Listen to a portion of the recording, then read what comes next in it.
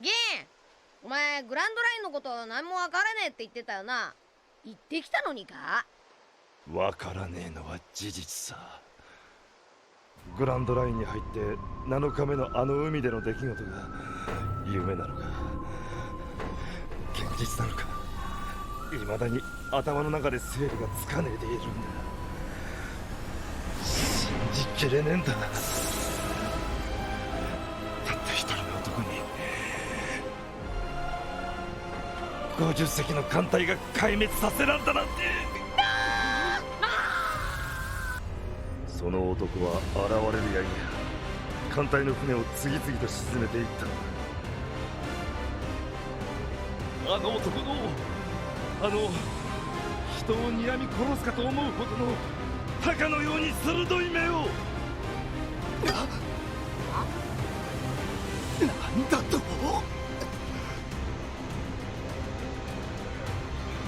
そいつは鋼の目の男に違えねえな。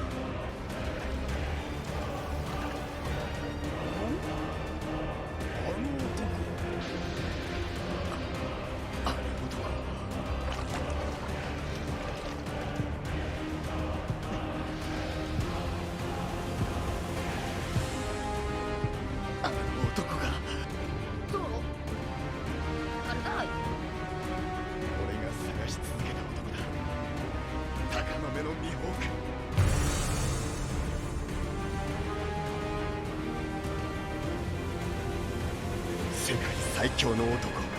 直ちに降伏せよ。武者震いがする。久しぶりだな。追われる立場に戻るのは。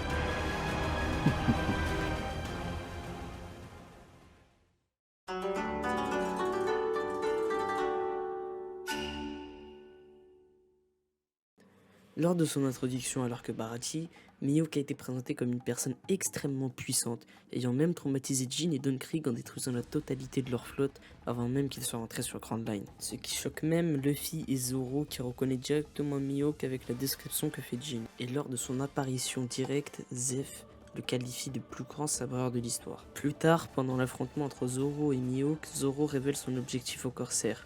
Il ne veut pas seulement atteindre son niveau, mais il veut le surpasser, ce qui veut dire que le niveau final de Zoro n'est pas le niveau actuel de Mihawk, que nous allons décrypter tout au long de l'œuvre sur cette vidéo.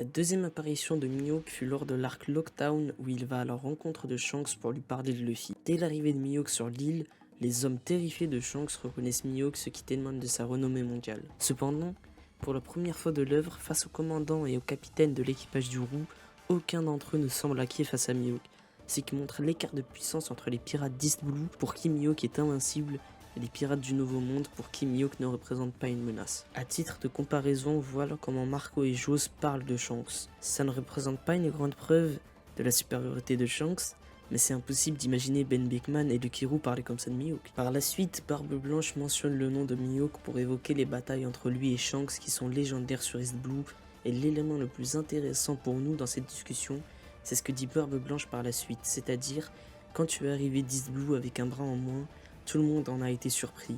Ce qui veut dire que malgré la connaissance de Barbe Blanche pour Mihawk, c'est inconcevable que Shanks puisse perdre un bras contre un adversaire sur East Blue. Pendant l'arc Marineford, Mihawk a eu un rôle plus important que d'habitude. Avant même le début de la guerre, Mihawk cherche à savoir à quel point Barbe Blanche est au-dessus de lui en lui portant une attaque directe avec sa lame noire. Cependant, son attaque n'atteint même pas Barbe Blanche car elle se fera complètement stopper par le capitaine de la 3ème division, Diamond Chose. À la suite de cet échec, Mihawk n'interviendra plus jusqu'à l'arrivée de Luffy qu'il jugera comme une personne auquel il faut s'intéresser, et il commence à le pourchasser pour le tuer. Luffy, n'ayant pas encore le niveau pour l'affronter, reconnaît sa force. Et après un court combat largement dominé par Mihawk, Vista arrive et empêche Mihawk de pourchasser Luffy. Mihawk reconnaît directement Vista qui lui-même reconnaît Mihawk, cependant on comprend qu'ils ne sont jamais rencontrés auparavant. Bien que le duel ne durait que quelques coups, Mihawk fait le choix de reporter le duel et Vista dit que c'est préférable pour les deux. L'une de ses dernières actions durant cette guerre fut contre Crocodile, qui le stoppa de nouveau dans sa poursuite de Luffy. Durant ce combat, Crocodile le menace même et ne semble pas inquiet de l'affronter comparé à son combat contre Jose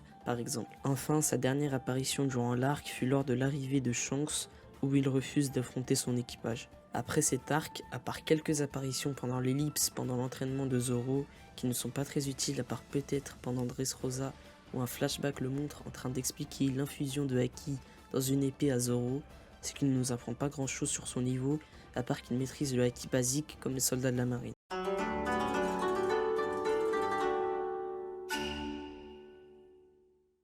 Cette partie de la vidéo va spoiler les événements de la rêverie jusqu'à la fin de Wano Kuni, alors si vous n'êtes pas à jour, passez directement à la suite de la vidéo pour avoir la conclusion. À partir de la rêverie, on revoit Mihawk fuir son île à cause de la marine venant le chercher à la suite de l'abolition du système des grands corsaires. Mais la vraie intervention de Mihawk post-Shichibukai était durant l'introduction de la Cross Guild et du statut d'empereur de Bagi. À ce moment-là, toute la communauté One Piece est extrêmement surpris après ce chapitre, notamment à cause de la nouvelle prime de Bagi, Mihawk et Crocodile, beaucoup trop haute par rapport à leur niveau. Factuellement, selon Brand New, la nouvelle prime de Mihawk s'explique par son titre de meilleur sabreur ayant une maîtrise du sabre supérieure à celle de Shanks et à son alliance avec un des plus grands stratèges au fruit du démon infaillible et un personnage dangereux représentant une menace importante pour le gouvernement mondial en la matière de Bagi. Cependant, si on analyse un peu ses planches, on se rend compte que Mihawk avait un passé de chasseur de marine sûrement au même moment où il affrontait encore Shanks, ce qui lui a valu une grosse réputation sur les mers les plus faibles comme Deep Blue, mais quand il s'agit de personnages un peu plus puissants, Mihawk est très vite mis au second plan. Enfin, le dernier point de cette partie concerne le Séraphin S-Hawk et son apparition juste après l'arc Onigashima pendant le raid de la marine pour capturer Hancock. Sous prétexte que durant leur rencontre, Barbe Noire venue capturer Hancock est choqué et su, cela prouve que Mihawk est au-dessus des Yonko car le Séraphin S-Hawk est plus faible que Mihawk. Alors pour commencer, analysons la réaction de Teach face au Séraphin S-Hawk. On remarque directement que dans le chapitre, Teach n'est pas choqué que le Séraphin ressemble à Mihawk ou de sa puissance, mais de son apparence de lunarien et du fait qu'un nouveau type de pacifista apparaisse, ce qui en plus de ça montre l'importance de cette race et son rôle dans l'histoire du monde de One Piece, mais cela concerne une future vidéo. Le seul moment où Teach parle de la puissance de S-Hawk est après son attaque qui tranche en deux la montagne, ce qui est impressionnant au premier abord, mais ne témoigne pas vraiment d'une grande puissance et encore moins d'un niveau Yonko, mais il parle clairement de sa force physique.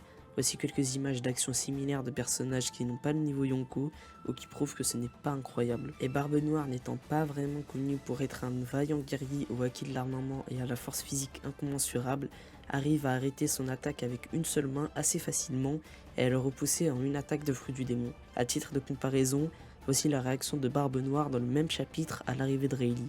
On voit directement que Barbe Noire est choqué par Rayleigh et non par la race du Séraphin comme à la dernière planche. Et il préfère même s'enfuir au lieu d'essayer d'attaquer Rayleigh comme il a attaqué le Séraphin. Même s'il aurait pu gagner contre Rayleigh dû à sa vieillesse, ce qui témoigne du niveau qu'avait Rayleigh à l'époque et à quel point le niveau des Yonko est éloigné de celui des autres et peut être dissuasif. De plus, ce n'est pas la première fois qu'on constate ça avec Rayleigh.